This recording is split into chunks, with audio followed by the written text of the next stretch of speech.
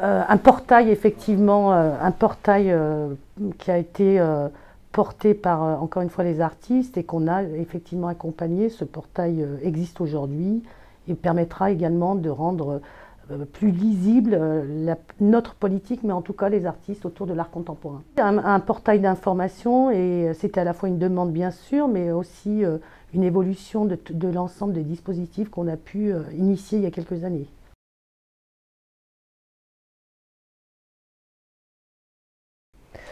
Sur les fonds européens, il y a deux niveaux. Il y a effectivement le dispositif Europe, le nouveau programme Europe créative qui dépend directement de l'Europe. On a essayé d'ailleurs avec 2 rencontres qui se sont tenues ici à la région Rhône-Alpes. La dernière en date, c'était il y a 2 semaines. Beaucoup de monde, d'une part, une forte attente des professionnels de la culture et des acteurs rhône-alpins. Donc c'était l'idée à la fois de les tenir informés du dispositif tel qu'il existe.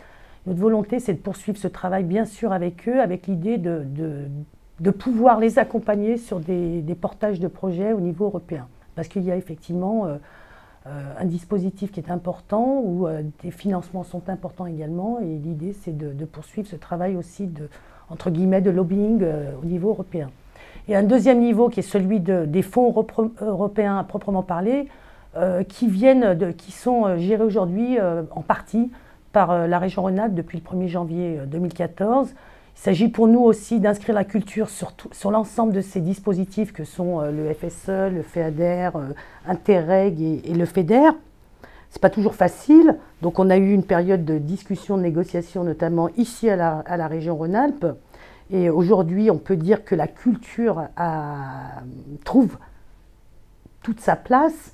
Encore faut-il aujourd'hui pouvoir l'inscrire complètement avec des appels à projets. Donc c'est le combat qu'on continue à mener ici avec l'ensemble de mes collègues vice-présidents, sur lequel bien sûr on va tenir informé l'ensemble des acteurs et des professionnels du champ culturel.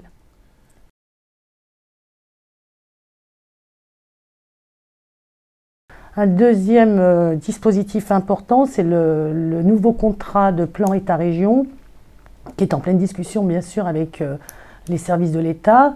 Pour ma part, en tout cas sur le champ de la culture, on vient de rendre la synthèse des travaux, de l'ensemble des travaux, à la fois avec les services de la région, mais aussi avec les services de l'État et notamment le DRAC en région.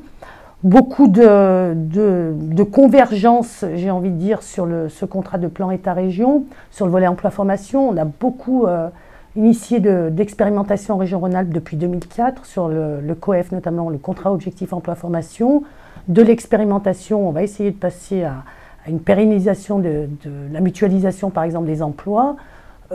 Sur le champ du livre aussi, beaucoup de convergence avec l'idée de construire un contrat de filière livre qui en a beaucoup besoin, et un volet aussi important autour du numérique et des usages, puisqu'on sent effectivement sur la culture également que ce champ du numérique va permettre aussi d'ouvrir de grandes perspectives, me semble-t-il, et ça c'est important qu'on puisse à la fois se saisir de ce chantier, mais en même temps qu'on puisse accompagner les acteurs et professionnels de la culture.